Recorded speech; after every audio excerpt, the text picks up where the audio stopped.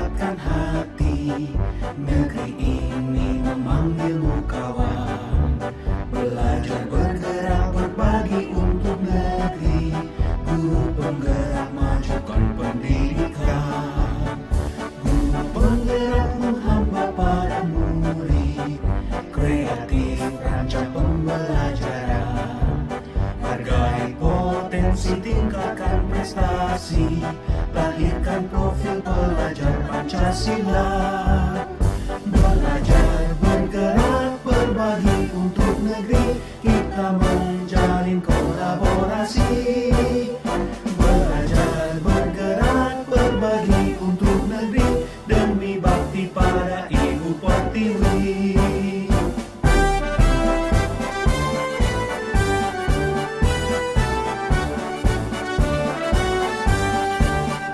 Bulatkan tekad, kuatkan hati. Negeri ini memanggilmu kawan. Belajar bergerak berbagi untuk negeri. Guru penggerak majukan pendidikan.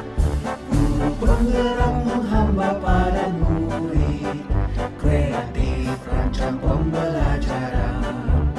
Hargai potensi, tingkatkan prestasi. Lahirkan profil pelajar Pancasila. Belajar bergerak berbagi untuk negeri. Kita menjalin kolaborasi. Belajar bergerak berbagi untuk negeri. Demi bakti pada Ibu Pertiwi. Belajar bergerak berbagi untuk negeri. Kita menjalin kolaborasi.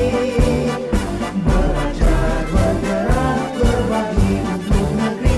Demi bakti pada Ibu Pertiwi. Demi bakti pada Ibu Pertiwi.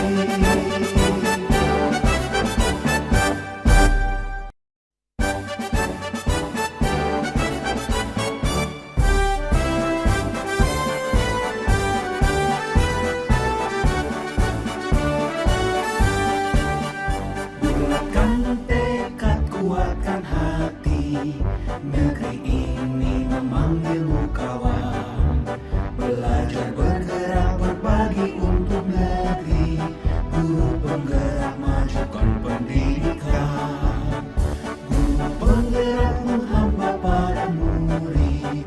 Kreatif rancang pembelajaran.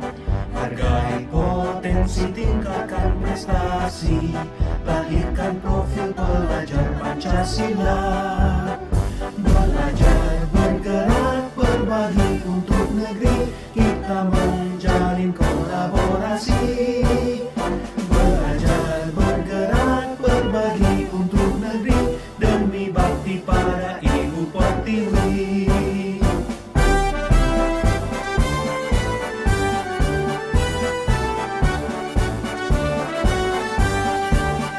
Bulatkan tekad, kuatkan hati.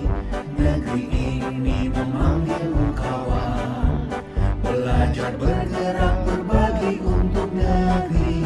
Guru penggerak majukan pendidikan.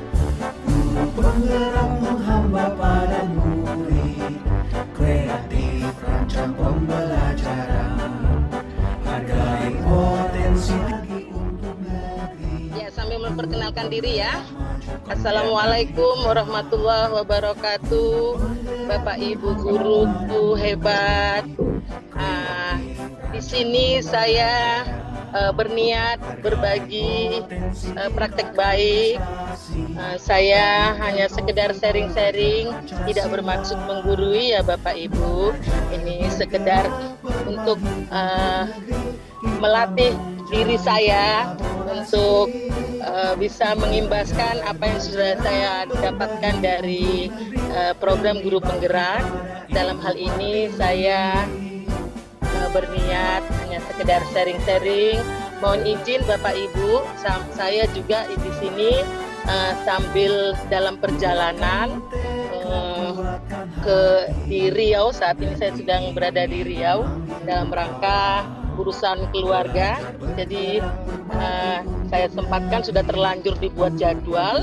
Jadi sudah beberapa kali perubahan sehingga saya tidak mungkin lagi mengubahnya, ya sambil menyelesaikan urusan keluarga juga, sambil sharing-sharing pengimbasan budaya positif, khususnya tentang segitiga restitusi, sekalian jalan-jalan liburan. Itulah jalan-jalan liburannya nomor 13 lah itu ya kan.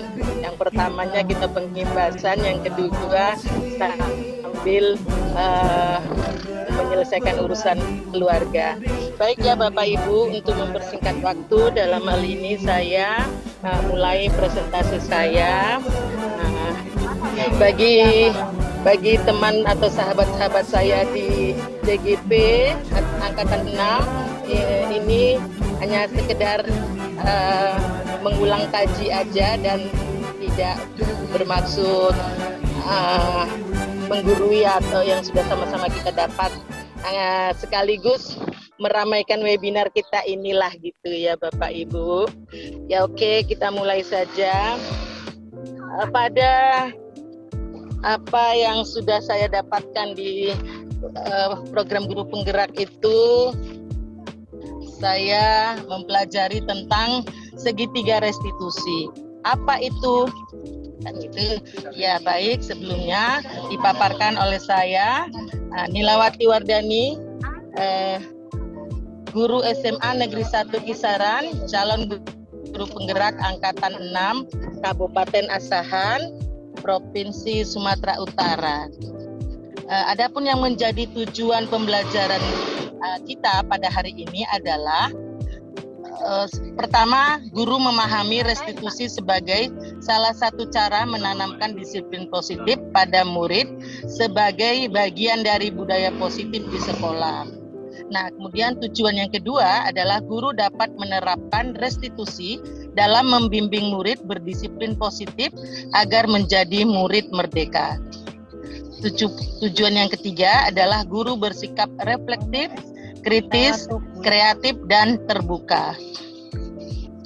Kemudian apa itu restitusi? Adapun yang menjadi definisi restitusi adalah sebuah cara menanamkan disiplin positif pada murid. Nah, kemudian restitusi itu menurut definisi tersebut adalah sebagai proses menciptakan kondisi bagi murid untuk memperbaiki kesalahan mereka sehingga mereka bisa kembali pada kelompok mereka dengan karakter yang lebih kuat. Ini menurut Gosen dari bukunya pada tahun 2004. Masih merupakan tentang definisi restitusi. Mohon maaf ya Bapak Ibu, definisi saya tulis huruf P, F-nya itu saya ganti dengan P karena tombol laptop saya huruf F-nya lagi bermasalah sehingga huruf F-nya saya ganti dengan huruf P. Jadi mohon kemaklumannya. Selanjutnya, restitusi juga adalah proses kolaboratif yang mengajarkan murid untuk mencari solusi untuk masalah dan membantu murid berpikir tentang orang seperti apa yang mereka inginkan dan bagaimana mereka harus memperlakukan orang lain. Masih menurut Gosen 2004.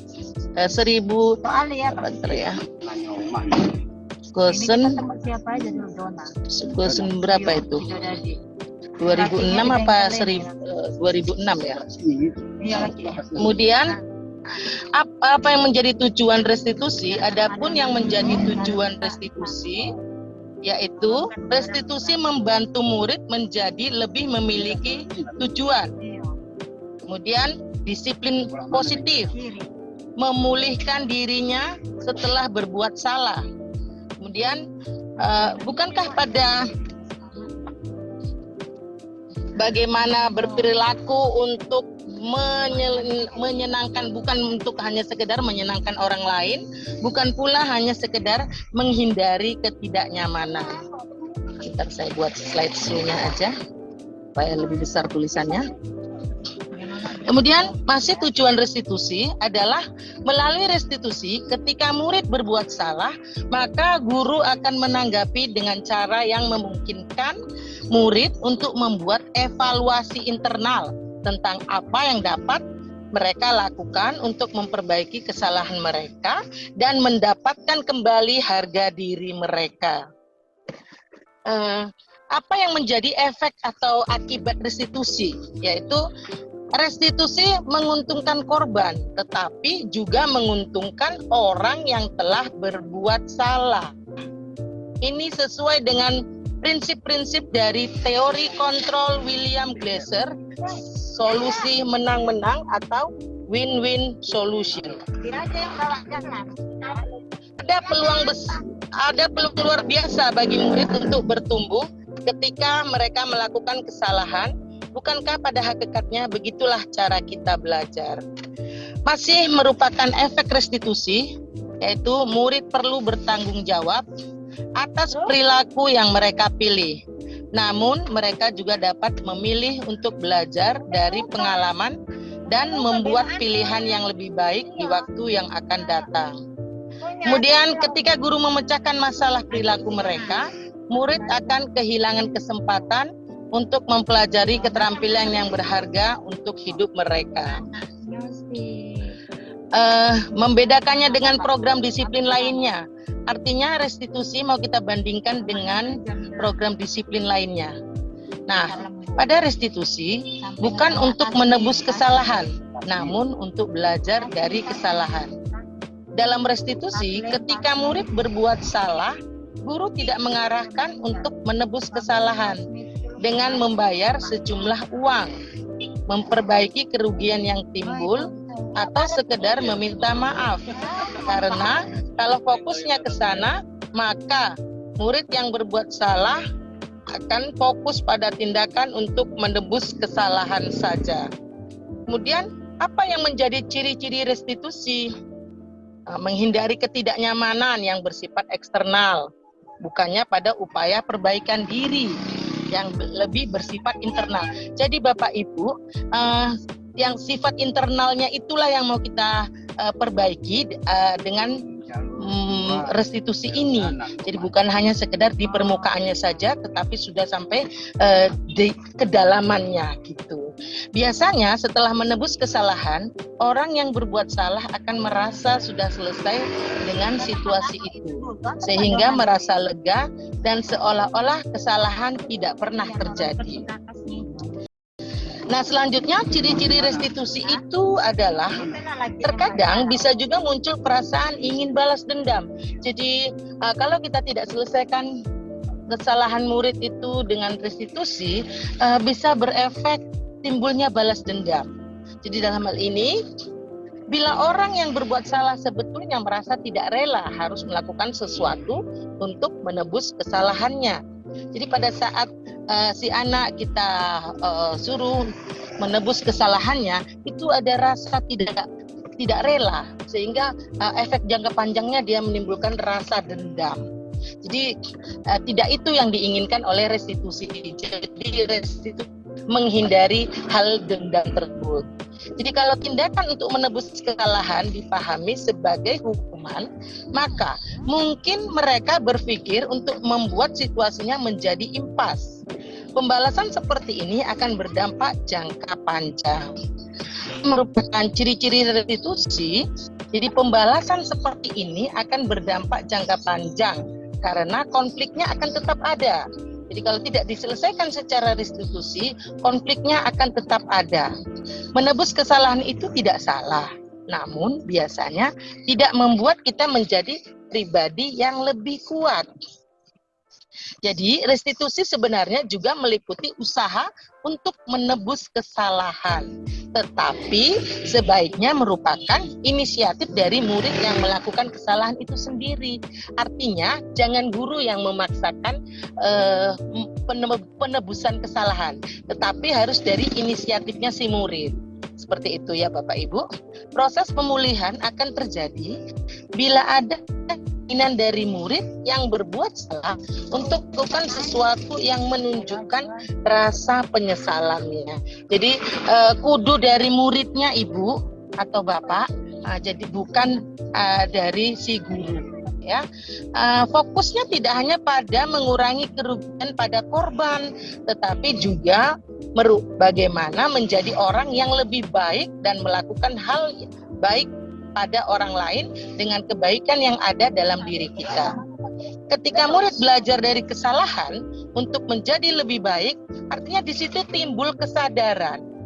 Jadi untuk masa depan mereka akan mendapatkan pelajaran yang mereka bisa pakai terus-menerus di masa yang lebih baik. Jadi tidak hanya sekedar di permukaannya bayar kerugian si korban lalu dikira itu menyelesaikan persoalan. Tidak, di situ dia timbul dendam. Tapi kalau kita timbulkan kesadarannya secara restitusi, maka si murid akan dihayatinya itu menjadi, oh ya, aku kalau nanti berbuat seperti ini, maka ke depan padahal saya ingin yang demikian. Itu menimbulkan kesadaran dalam benaknya. Kemudian restitusi juga mempunyai ciri memperbaiki hubungan. Bagaimana itu? Restitusi adalah tentang memperbaiki hubungan dan memperkuatnya. Restitusi juga membantu murid-murid dalam hal mereka ingin menjadi orang seperti apa dan bagaimana mereka ingin diperlakukan. Kemudian restitusi adalah proses refleksi dan pemulihan. Proses ini menciptakan kondisi yang aman bagi murid untuk menjadi jujur pada diri mereka sendiri dan mengevaluasi dampak dari tindakan mereka pada orang lain. Ketika proses pemulihan dan evaluasi diri telah selesai, mereka bisa mulai berpikir tentang apa yang bisa dilakukan untuk menebus kesalahan mereka pada orang yang menjadi korban. Jadi intinya di situ, setelah dia tersadarkan, dia akan dengan sukarela, tidak ada dendam, untuk memulihkan atau menebus kesalahannya gitu. Jadi inisiatifnya dari sang siswa itu sendiri.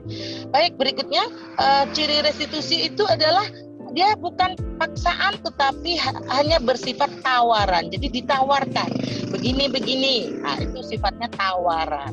Jadi tidak dipaksakan. Apa maksudnya? Restitusi yang dipaksa bukanlah restitusi yang sebenarnya, tetapi itu hanya bersifat konsekuensi. Bila guru memaksa proses restitusi, maka murid akan bertanya, apa yang akan terjadi kalau saya tidak melakukannya? Misalnya mereka sebenarnya tidak suka konsekuensi yang guru sarankan. Mereka mungkin akan setuju dan akan melakukannya. Tapi karena mereka menghindari ketidaknyamanan atau menghindari kehilangan kebebasan atau diasingkan dari kelompok, mereka akan percaya kalau mereka menyakiti orang, maka mereka juga tersakiti. Maka mereka pikir itu impas. Seorang anak yang memukul temannya akan mengatakan, kamu boleh pukul aku balik lagi, biar impas. Memaksa ini adalah memaksa melakukan. Jadi tidak demikian yang diinginkan oleh restitusi. Jadi tidak terjadi pemaksaan di situ. Baik, selanjutnya memaksa melakukan restitusi bertentangan dengan perkembangan moral, yaitu kebebasan untuk membuat pilihan. Oleh karena itu, penting bagi guru untuk menciptakan kondisi yang membuat murid bersedia menyelesaikan masalah dan berbuat lebih baik lagi. Dengan berkata, tidak apa-apa kok berbuat salah. Berbuat salah itu manusiawi. Semua orang pasti pernah berbuat salah. Pembicaraan ini bersifat tawaran, bukan paksaan. Bukan mengatakan, kamu harus ini, kalau tidak, kamu akan dihukum. Nah, jadi kata-kata yang bisa atau respon yang bisa kita timbulkan sebagai guru terhadap siswa kita yang bermasalah adalah pertama, mengatakan seakan-akan kita membenarkan kesalahan. Tapi maksudnya itu hanya sekedar untuk menstabilkan apa itu istilahnya, menstabilkan di langkah pertama segitiga restitusi, yaitu ya seperti bolehlah kita katakan kayak membujuk gitu. Karena pada saat siswa kita bermasalah lalu kita pojokkan, maka yang terjadi itu adalah pembangkangan. Kita tidak bisa lakukan langkah-langkah proaktif sehingga mengembalikan dia menjadi normal kembali, mengembalikan dia menjadi kepada kelompoknya. Dia akan semakin mencari pembenaran untuk perbuatannya, dia akan melakukan pembangkangan dan tidak terbuka atau tidak kooperatif gitu. Baik, selanjutnya restitusi itu menuntut untuk melihat ke dalam proses restitusi kita akan melihat adanya ketidakselarasan antara tindakan murid yang berbuat salah dan keyakinan mereka tentang orang seperti apa yang mereka inginkan. Untuk membimbing proses pemulihan diri, guru bisa bertanya pada mereka dengan kata-kata sebagai berikut. Kamu ingin menjadi orang seperti apa? Nah itu ya, atau kamu akan terlihat, terdengar dan terasa seperti apa kalau kamu sudah menjadi orang yang seperti itu. Atau dengan kata-kata apa yang kamu percaya tentang bagaimana orang harus memperlakukan orang lain, seperti itu. Atau apa nilai yang diajarkan di keluargamu tentang hal ini? Apakah kamu memegang nilai ini? Kalau tidak, lalu apa yang kamu percaya? Kita tidak ingin menciptakan rasa bersalah pada diri anak dengan bertanya seperti itu. Jadi kalau guru melihat rasa bersalah di wajah murid, maka guru harus cepat-cepat mengatakan tidak apa-apa kok berbuat salah. Nah, jadi di sini bukan berarti kita membenarkan kesalahan ya Bapak Ibu. Jadi yang berikutnya masih ciri-ciri restitusi. Nanti kita susun di dalam langkah demi langkahnya pada segitiga restitusi. Ketika murid sudah dibimbing untuk mengeksplorasi orang seperti apa yang mereka inginkan, guru bisa mulai bertanya tentang kejadiannya. Bagaimana tadi nak kok bisa berantem? Apa yang menjadi permasalahannya?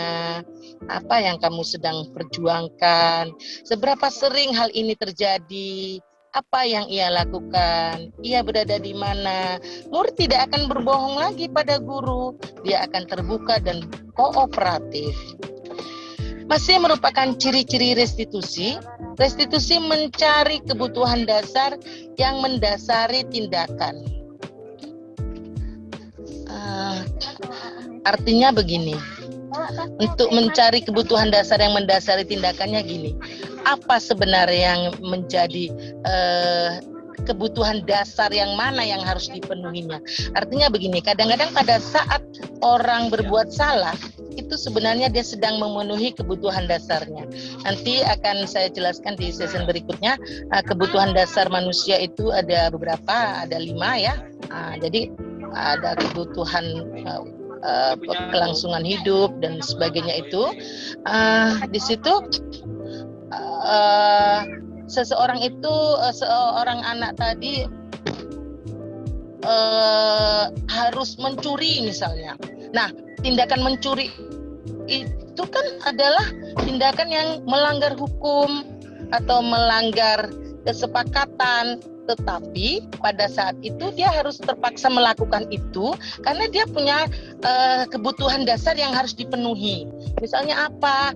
Kemungkinan dia lapar, belum sarapan, jadi dia lakukan pencurian itu untuk memenuhi kebutuhan laparnya tadi, begitu. Jadi untuk berpindah dari evaluasi diri ke restitusi diri, penting bagi murid untuk memahami dampak dari tindakannya pada orang lain. Kalau murid paham bahwa setiap orang memiliki kebutuhan dasar untuk dipenuhi, hal ini akan sangat membantu sehingga ketika murid melakukan kesalahan, mereka akan menyadari kebutuhan apa yang sedang mereka coba penuhi. Demikian juga kebutuhan orang lain. Nah, untuk membantu murid mengenali kebutuhan dasarnya, guru bisa meminta mereka mengenali perasaan mereka. Perasaan sedih dan kesepian menunjukkan adanya kebutuhan cinta dan kasih sayang yang tidak terpenuhi. Jadi kebutuhan dasar manusia tadi ada beberapa, di antaranya adalah kebutuhan akan cinta dan kasih sayang. Sehingga pada saat dia ingin memenuhi kebutuhan cinta dan kasih sayang tersebut, itu terekspresikan dengan perasaan sedih dan kesepian. Jadi kita bisa gali dari apa nak yang kamu kok merasa sedih, kamu merindukan, ternyata mereka merindukan kasih sayang. Oke. Ya, makasih. Jadi perasaan dipaksa atau terlalu banyak beban menunjukkan kurangnya kebutuhan akan kebebasan. Jadi kebutuhan yang berikutnya itu namanya kebutuhan akan kebebasan. Jadi itulah yang dilanggarnya gitu. Pelanggaran itu dilakukan untuk mendapatkan si kebutuhan bernama kebebasan itu. Bisa yang seperti itu. Jadi kemudian si anak mungkin perasaan takut akan kelelahan, akan kelaparan. Jadi menunjukkan pada kita kalau kita merasa tidak aman. Jadi kebutuhan akan kelangsungan hidup itu yang harus dipenuhinya bertabrakan dengan keyakinan yang dipercayai dalam komunitas itu. Kemudian masih merupakan ciri restitusi, yaitu perasaan bosan menunjukkan kurangnya terpenuhinya kebutuhan akan kesenangan. Jadi ada namanya kebutuhan akan kesenangan, itu terjadi harus dipenuhi. Jadi kalau misalnya dia tidak mendapatkan itu, dia akan lakukan hal-hal yang bertabrakan dengan norma-norma. Jadi bisa dimunculkan pada perasaan bosan. Ya, biasanya dimunculkan dengan perasaan bosan, mencagili teman dan sebagainya, ingin mungkin dia ingin kebutuhan kesenangan tersebut. Jadi guru harus tahu kebutuhan mana yang perlu dipenuhi oleh si anak tersebut. Nah, kemudian restitusi diri adalah cara yang paling baik. Dalam restitusi diri, murid belajar untuk mengubah kebiasaan dari kecenderungan untuk mengomentari orang lain. Jadi menjadi mengomentari diri sendiri. Ini menurut Dr. William Glasser menyatakan orang yang bahagia akan mengevaluasi diri sendiri, sedangkan orang yang tidak bahagia akan mengevaluasi diri orang lain. Kemudian ada tahap evaluasi diri itu seperti itu, kita skip saja. Nah, kemudian ketika murid bisa melakukan restitusi diri, maka dia akan bisa mengontrol dirinya dengan lebih baik, dengan tujuan yang lebih baik pula. Nah, pada ciri-ciri restitusi juga, restitusi fokus pada karakter bukan tindakan. Dalam proses restitusi diri, maka murid akan menyadari dia sedang menjadi orang seperti apa, yang itu adalah menunjukkan fokus pada penguatan karakter. Nah, kemudian masih ciri-ciri restitusi, ketika guru membimbing murid untuk penguatan karakter guru, akan mengatakan, ibu bapak tidak terlalu mempermasalahkannya apa yang kamu lakukan hari ini, tetapi mari kita bicara tentang apa yang akan kamu lakukan besok. Kamu bisa saja minta maaf, tapi orang akan lebih suka mendengar apa yang akan kamu lakukan dengan lebih baik lagi. Jadi masih merupakan ciri-ciri restitusi, bahwa restitusi itu adalah menguatkan.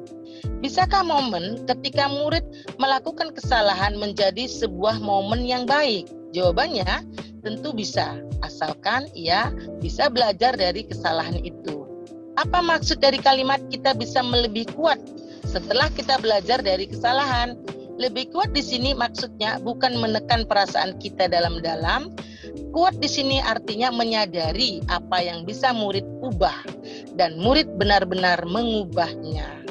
Guru bisa bertanya, apa yang dapat kamu ubah dari dirimu sendiri?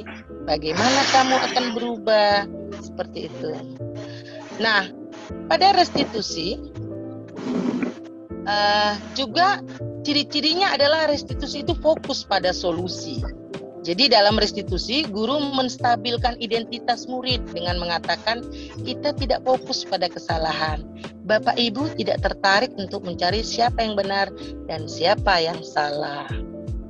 Nah, masih ciri-ciri restitusi. Restitusi juga mengembalikan murid yang berbuat salah pada kelompoknya.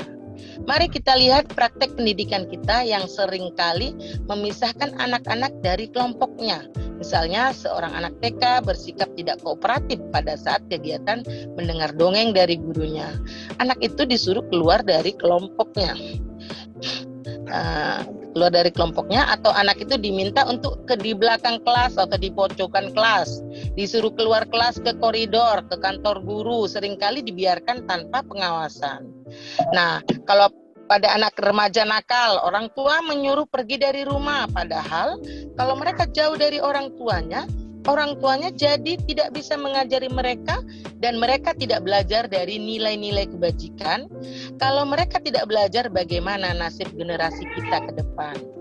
Kalau kita menjauhkan remaja kita, maka mereka akan putus hubungan dengan kita. Jadi semakin kita pisahkan dari kelompoknya, maka restitusi nggak jalan di situ. Semakin anak tidak belajar, maka akan semakin tersesat. Nah, seperti itu.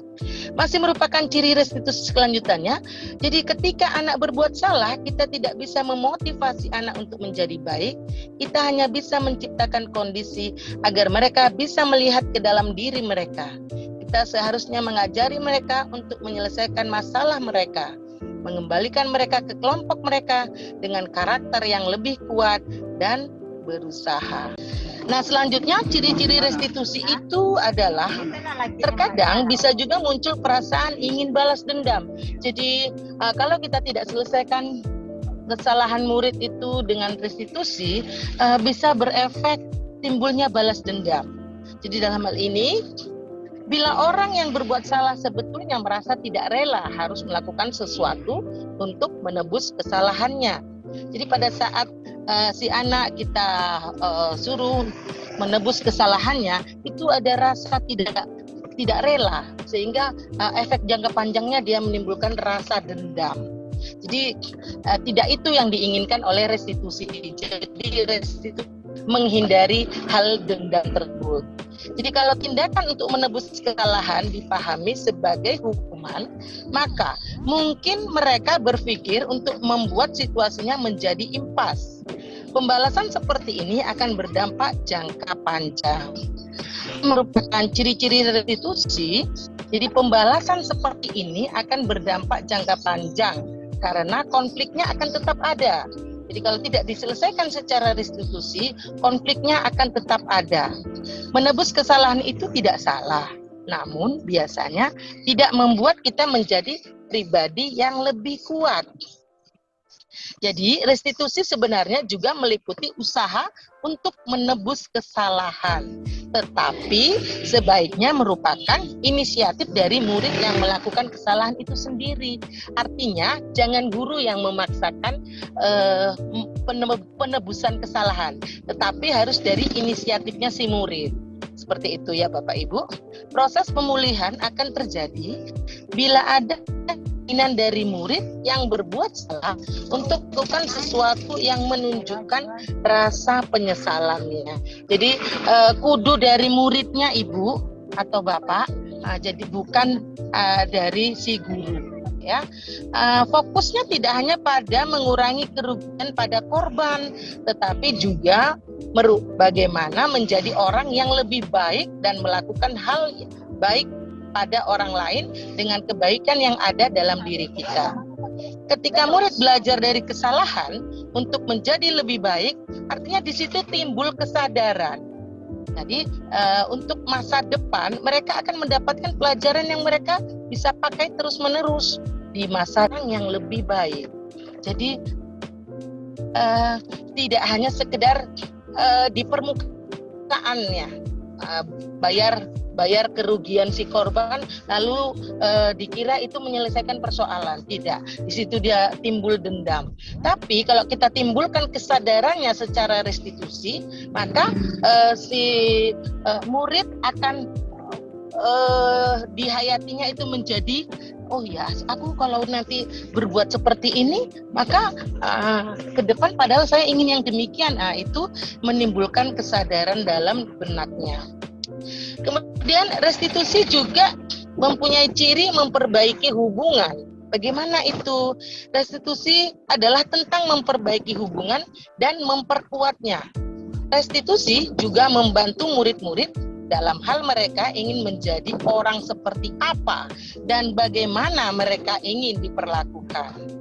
Kemudian restitusi adalah proses refleksi dan pemulihan. Proses ini menciptakan kondisi yang aman bagi murid untuk menjadi jujur pada diri mereka sendiri dan mengevaluasi dampak dari tindakan mereka pada orang lain. Ketika proses pemulihan dan evaluasi diri telah selesai, mereka bisa mulai berpikir tentang apa yang bisa dilakukan untuk menebus kesalahan mereka pada orang yang menjadi korban.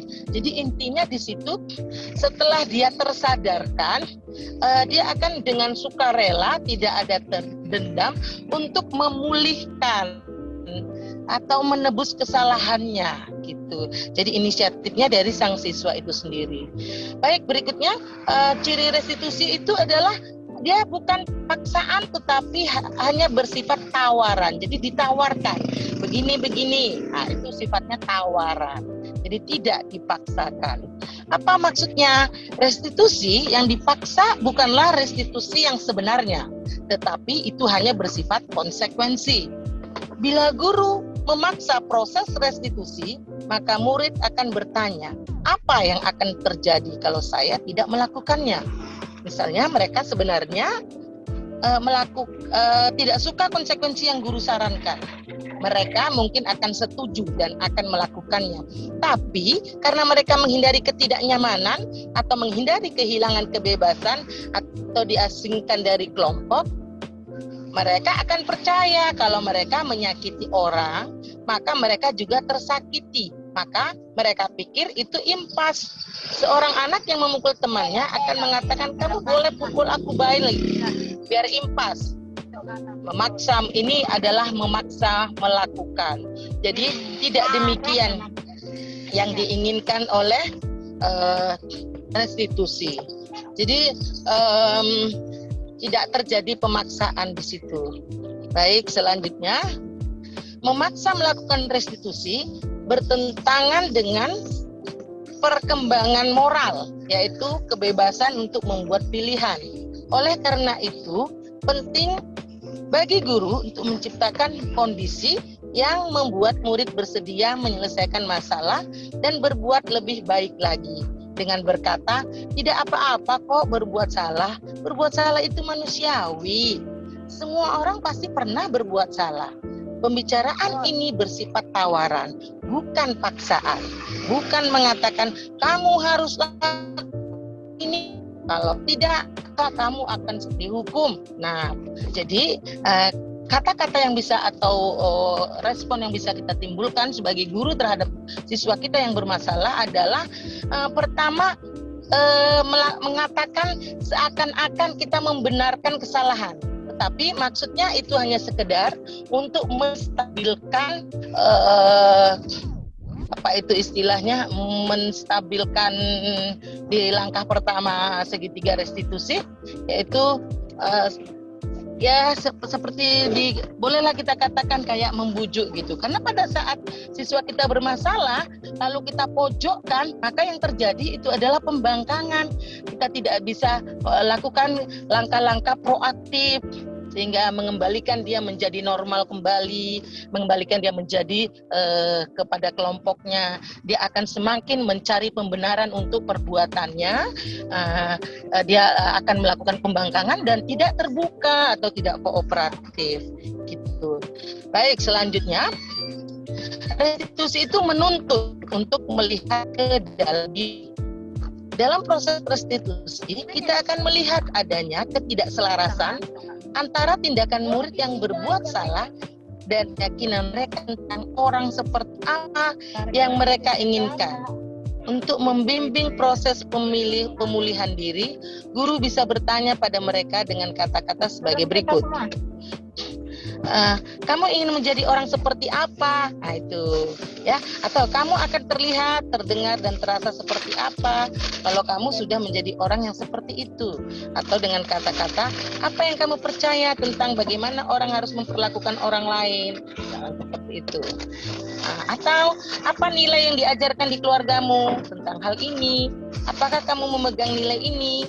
Kalau tidak, lalu apa yang kamu percaya? Kita tidak ingin menciptakan rasa bersalah pada diri anak dengan bertanya seperti itu. Jadi kalau guru melihat rasa bersalah di wajah murid, maka guru harus cepat-cepat mengatakan, tidak apa-apa kok berbuat salah. Nah, jadi di sini bukan berarti kita membenarkan kesalahan ya Bapak Ibu. Jadi yang berikutnya masih ciri-ciri restitusi.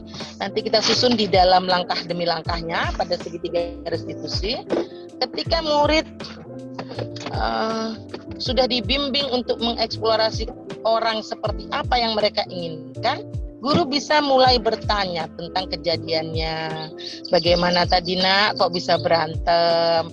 Apa yang menjadi permasalahannya? Apa yang kamu sedang perjuangkan? Seberapa sering hal ini terjadi? Apa yang ia lakukan? Ia berada di mana? Murid tidak akan berbohong lagi pada guru. Dia akan terbuka dan kooperatif. Masih merupakan ciri-ciri restitusi. Restitusi mencari kebutuhan dasar yang mendasari tindakan.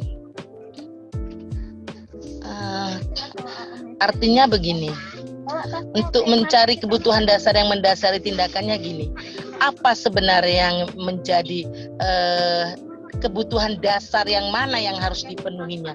Artinya begini, kadang-kadang pada saat orang berbuat salah, itu sebenarnya dia sedang memenuhi kebutuhan dasarnya. Nanti akan saya jelaskan di sesi berikutnya. Kebutuhan dasar manusia itu ada beberapa, ada 5 ya. Jadi ada kebutuhan kelangsungan hidup dan sebagainya itu. Di situ seseorang itu, seorang anak tadi harus mencuri misalnya. Nah, tindakan mencuri itu kan adalah tindakan yang melanggar hukum atau melanggar kesepakatan, tetapi pada saat itu dia harus terpaksa melakukan itu karena dia punya kebutuhan dasar yang harus dipenuhi. Misalnya apa? Kemungkinan dia lapar, belum sarapan, jadi dia lakukan pencurian itu untuk memenuhi kebutuhan laparnya tadi, begitu. Jadi untuk berpindah dari evaluasi diri ke restitusi diri, penting bagi murid untuk memahami dampak dari tindakannya pada orang lain.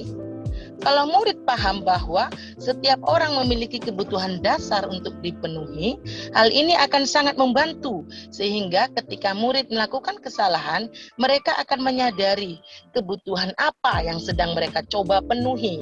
Demikian juga kebutuhan orang lain. Nah, untuk membantu murid mengenali kebutuhan dasarnya, guru bisa meminta mereka mengenali perasaan mereka. Perasaan sedih dan kesepian menunjukkan adanya kebutuhan cinta dan kasih sayang yang tidak terpenuhi.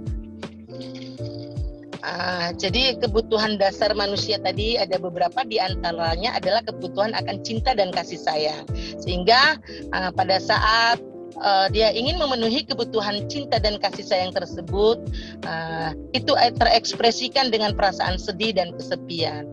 Jadi kita bisa gali dari apa nak yang kamu kok merasa sedih, kamu merindukan, ternyata mereka merindukan kasih sayang. Oke. Ya, makasih. Jadi perasaan dipaksa atau terlalu banyak beban menunjukkan kurangnya kebutuhan akan kebebasan. Jadi kebutuhan yang berikutnya itu namanya kebutuhan akan kebebasan. Jadi itulah yang dilanggarnya. Pelanggaran itu dilakukan untuk mendapatkan si kebutuhan bernama kebebasan itu, bisa yang seperti itu. Jadi kemudian si anak mungkin perasaan takut akan kelelahan, akan kelaparan. Jadi menunjukkan pada kita kalau kita merasa tidak aman. Jadi kebutuhan akan kelangsungan hidup itu yang harus dipenuhinya, bertabrakan dengan keyakinan yang dipercayai dalam komunitas itu. Kemudian masih merupakan ciri restitusi, yaitu perasaan bosan menunjukkan kurangnya terpenuhinya kebutuhan akan kesenangan. Jadi ada namanya kebutuhan akan kesenangan, itu terjadi harus dipenuhi.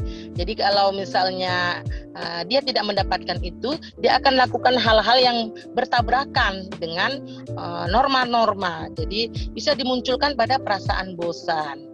Ya, biasanya dimunculkan dengan perasaan bosan, mencagili teman dan sebagainya, ingin diperhati, mungkin dia ingin kebutuhan kesenangan tersebut. Jadi guru harus tahu kebutuhan mana yang perlu dipenuhi oleh si anak tersebut. Nah, kemudian restitusi diri adalah cara yang paling baik. Dalam restitusi diri, murid belajar untuk mengubah kebiasaan dari kecenderungan untuk mengomentari orang lain. Jadi menjadi mengomentari diri sendiri. Ini menurut Dr. William Glasser menyatakan orang yang bahagia akan mengevaluasi diri sendiri, sedangkan orang yang tidak bahagia akan mengevaluasi diri orang lain. Kemudian ada tahap evaluasi diri itu seperti itu, kita skip saja. Nah, kemudian ketika murid bisa melakukan restitusi diri, maka dia akan bisa mengontrol dirinya dengan lebih baik, dengan tujuan yang lebih baik pula. Nah, pada ciri-ciri restitusi juga, restitusi fokus pada karakter bukan tindakan. Dalam proses restitusi diri, maka murid akan menyadari dia sedang menjadi orang seperti apa, yang itu adalah menunjukkan fokus pada penguatan karakter. Nah, kemudian masih ciri-ciri restitusi, ketika guru membimbing murid untuk penguatan karakter guru, akan mengatakan, ibu bapak tidak terlalu mempermasalahkannya, apa yang kamu lakukan hari ini, tetapi mari kita bicara tentang apa yang akan kamu lakukan besok. Kamu bisa saja minta maaf, tapi orang akan lebih suka mendengar apa yang akan kamu lakukan dengan lebih baik lagi. Jadi, masih merupakan ciri-ciri restitusi bahwa restitusi itu adalah menguatkan. Bisakah momen ketika murid melakukan kesalahan menjadi sebuah momen yang baik? Jawabannya tentu bisa, asalkan ia bisa belajar dari kesalahan itu. Apa maksud dari kalimat kita bisa lebih kuat setelah kita belajar dari kesalahan? Lebih kuat di sini maksudnya bukan menekan perasaan kita dalam-dalam. Kuat di sini artinya menyadari apa yang bisa murid ubah dan murid benar-benar mengubahnya. Guru bisa bertanya, apa yang dapat kamu ubah dari dirimu sendiri? Bagaimana kamu akan berubah? Seperti itu. Nah, pada restitusi juga ciri-cirinya adalah restitusi itu fokus pada solusi. Jadi dalam restitusi, guru menstabilkan identitas murid dengan mengatakan kita tidak fokus pada kesalahan. Bapak Ibu tidak tertarik untuk mencari siapa yang benar dan siapa yang salah. Nah, masih ciri-ciri restitusi, restitusi juga mengembalikan murid yang berbuat salah pada kelompoknya. Mari kita lihat praktek pendidikan kita yang seringkali memisahkan anak-anak dari kelompoknya. Misalnya seorang anak TK bersikap tidak kooperatif pada saat kegiatan mendengar dongeng dari gurunya. Anak itu disuruh keluar dari kelompoknya. Atau anak itu diminta untuk di belakang kelas atau di pojokan kelas, disuruh keluar kelas ke koridor, ke kantor guru, seringkali dibiarkan tanpa pengawasan. Nah, kalau pada anak remaja nakal, orang tua menyuruh pergi dari rumah, padahal kalau mereka jauh dari orang tuanya jadi tidak bisa mengajari mereka dan mereka tidak belajar dari nilai-nilai kebajikan. Kalau mereka tidak belajar, bagaimana nasib generasi kita ke depan? Kalau kita menjauhkan remaja kita, maka mereka akan putus hubungan dengan kita. Jadi semakin kita pisahkan dari kelompoknya, maka restitusi nggak jalan di situ. Semakin anak tidak belajar, maka akan semakin tersesat. Nah, seperti itu. Masih merupakan ciri restitusi selanjutnya. Jadi ketika anak berbuat salah, kita tidak bisa memotivasi anak untuk menjadi baik. Kita hanya bisa menciptakan kondisi agar mereka bisa melihat ke dalam diri mereka. Kita seharusnya mengajari mereka untuk menyelesaikan masalah mereka, mengembalikan mereka ke kelompok mereka dengan karakter yang lebih kuat dan berusaha. Kemudian masih bagaimana cara melakukan restitusi atau apa yang menjadi tahapan restitusi, Bapak Ibu? Menurut Jan Goosen, dalam bukunya Restitution, Restructuring School Discipline,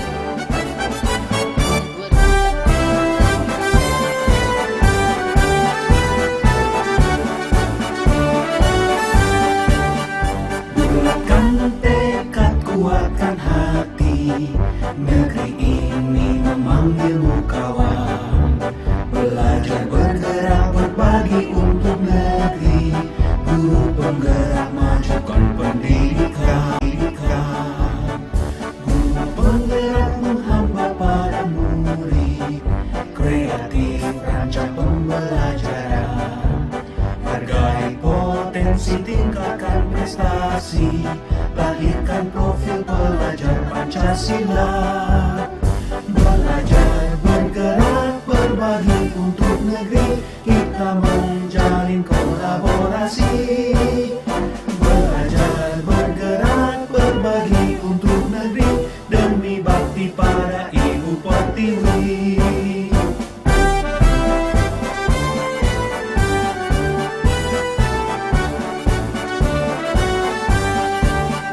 Bulatkan tekad, kuatkan hati, negeri ini memanggilmu kawan. Belajar bergerak berbagi untuk negeri, guru penggerak majukan pendidikan. Guru penggerak menghamba pada murid, kreatif rancang pembelajaran. Hargai potensi, tingkatkan prestasi, lahirkan profil pelajar Pancasila.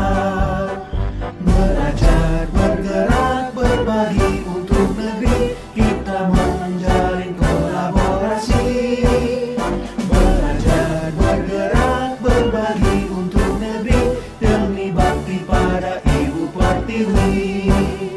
Belajar bergerak berbagi untuk negeri, kita menjalin kolaborasi. Belajar bergerak berbagi untuk negeri, demi bakti pada Ibu Pertiwi. Demi bakti pada Ibu Pertiwi.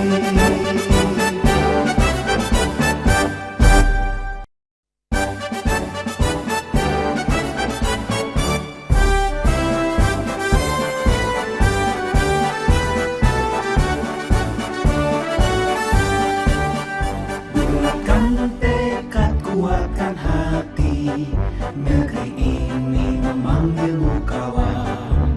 Belajar bergerak berbagi untuk negeri, guru penggerak majukan pendidikan. Guru penggerak menghamba pada murid, kreatif rancang pembelajaran. Hargai potensi, tingkatkan prestasi, lahirkan profil pelajar Pancasila. Belajar bergerak berbagi untuk negeri, kita menjalin kolaborasi. Belajar bergerak berbagi untuk negeri, demi bakti pada Ibu Pertiwi.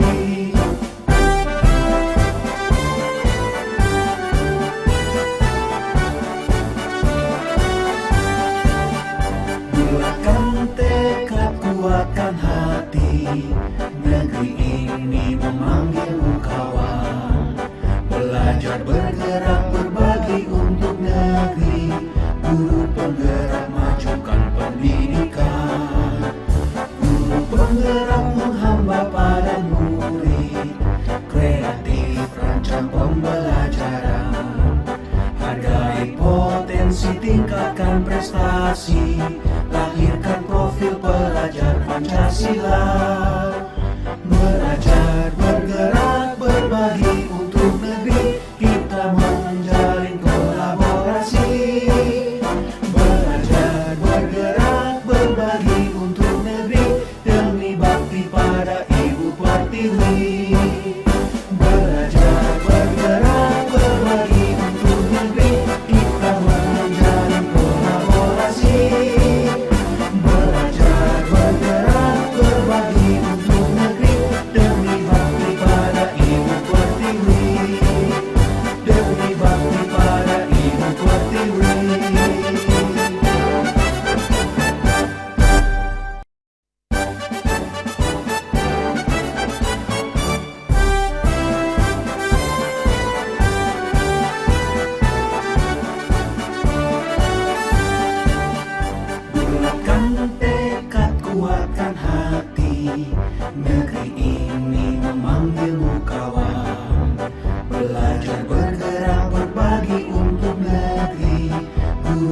bergerak majukan pendidikan. Guru penggerak menghamba pada murid, kreatif rancang pembelajaran. Hargai potensi, tingkatkan prestasi, lahirkan profil pelajar Pancasila. Belajar, bergerak, berbagi untuk negeri, kita menjalin kolaborasi. Belajar, bergerak, berbagi untuk negeri, demi bakti pada Ibu Pertiwi.